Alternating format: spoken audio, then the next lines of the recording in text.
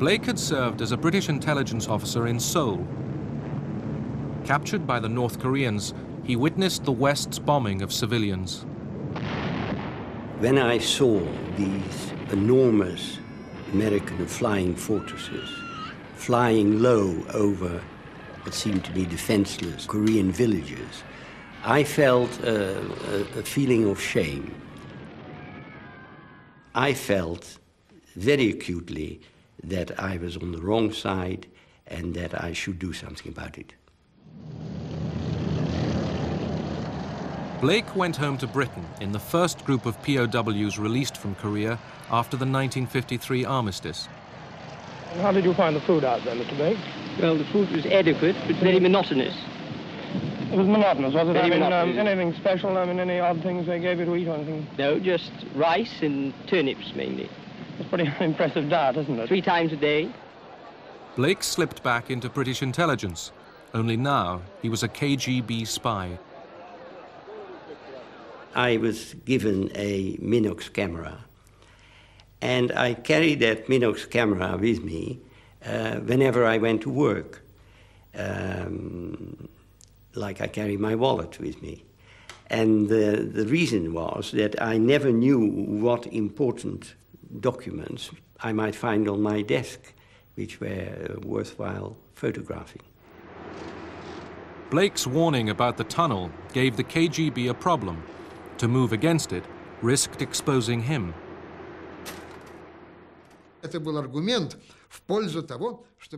This was an argument not to take any measures against the tunnel, not to send any disinformation down the tunnel, not to show that we knew anything about the tunnel. This was a very important consideration, because as long as Blake remained inside British intelligence, we knew he'd be of great value to us. So the Berlin Tunnel operated courtesy of the KGB, and the CIA basked in a signals intelligence bonanza. We got military order of battle on Soviet forces in Germany and in Poland. We got information which came from Moscow, for example, on the whole reorganization of the Ministry of Defense. But the real kicker in all this was the fact that we got something we never expected to get. We got all kinds of personality data, operational data on the operations of Soviet military counterintelligence, so that we were, at that point, totally on top, we thought, of the counterintelligence picture in Berlin. But the KGB was just choosing its moment to pull the plug on the tunnel. They warned me beforehand that it was going to happen. So I was rather on tenterhooks, as you can imagine, what the outcome would be. Heavy rain one April night in 1956 caused a cable failure, giving the KGB the excuse it needed, turning the West's intelligence feat into a Soviet propaganda victory. Obviously, there was a feeling of great unhappiness. On the other hand, you just sort of shrugged your shoulders and said, well, we were lucky it lasted that long. 5 years later, George Blake was himself betrayed and sentenced to 42 years in prison. He had given the KGB the names of nearly 400 agents working for the West, supposedly on condition that they wouldn't be harmed. During my trial, which was held in camera, so everything could be said there was no mention at all, it wasn't part of the prosecution's case, that I had been responsible for the death of any number of agents. But armed with Blake's names, Moscow simply waited until they had sufficient additional evidence. George Blake had that innocent mind, in a sense. He is still a very naive man. And he didn't want to know that many people he betrayed were executed. And I think we even discussed this subject at one point and he wouldn't believe it. He would say, well, I was told this would not happen. It did happen. He was not told.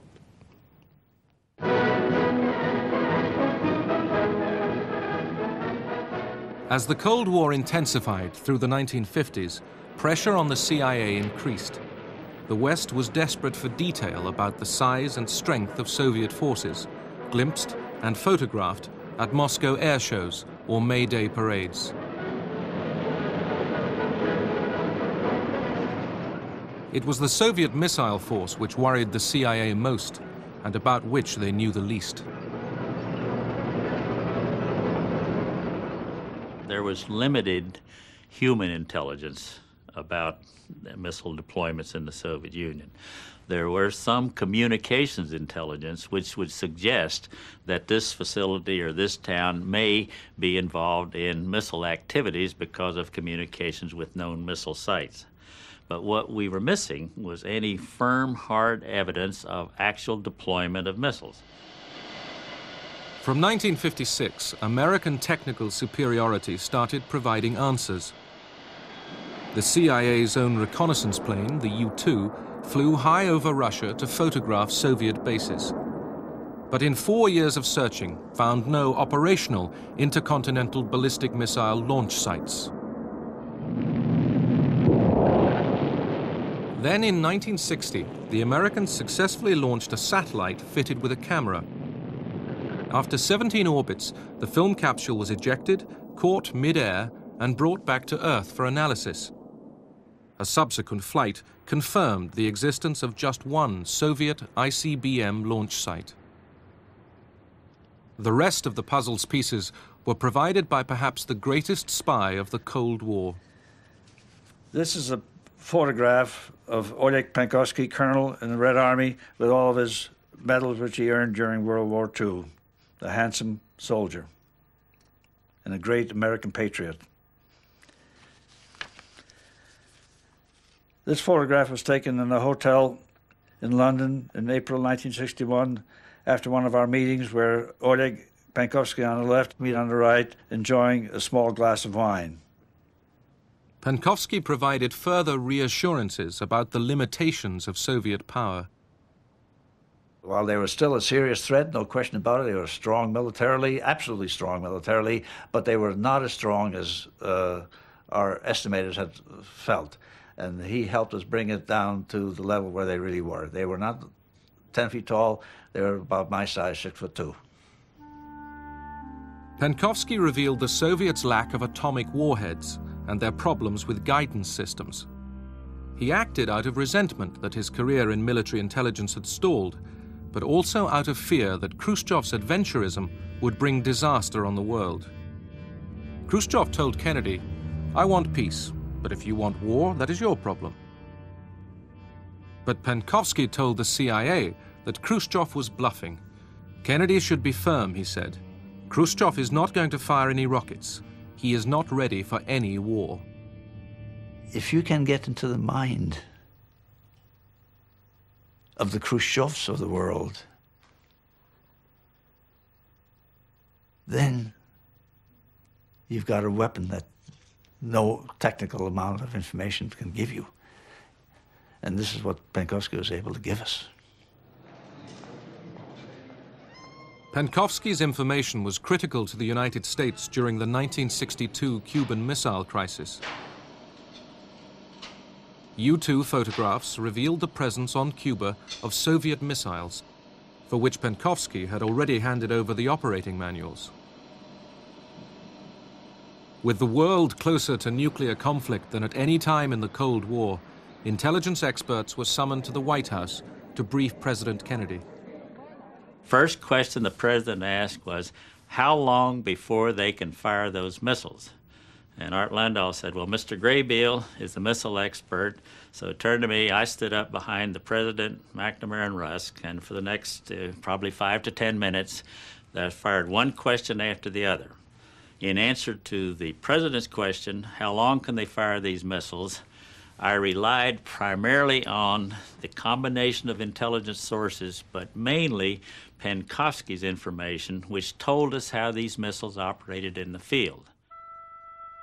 The CIA assessment is said to have bought the president 3 precious days' breathing space.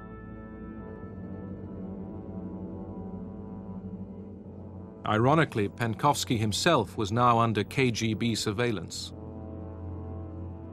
The last time Joe Bulick had seen him was in Paris. I never had the feeling that he was in danger. Otherwise, I would have insisted that he stay. In fact, forced him if I had to kidnap him. But I never really had the feeling that he was, at that time, at our last meeting in Paris, I never felt that he was in danger. Back in Moscow, Penkovsky sent what seemed like a routine message. We'd gotten a signal from Penkovsky that a dead drop was loaded. And when we sent Dick Jacobs to service that dead drop, he was arrested. And as soon as that happened, we knew the case was over. He was dead. And then Penkovsky was in the hands of the KGB. Punkt. Расскажите о начале вашей преступной деятельности. В ноябре 1960 года я решил войти в контакт с американской разведкой, для чего я подготовил письмо, в котором высказал эту свою просьбу и желание начать со мной работу. The chief KGB interrogator was Alexander Zagvozdin. We questioned him not once, not 10 or 20 times, but perhaps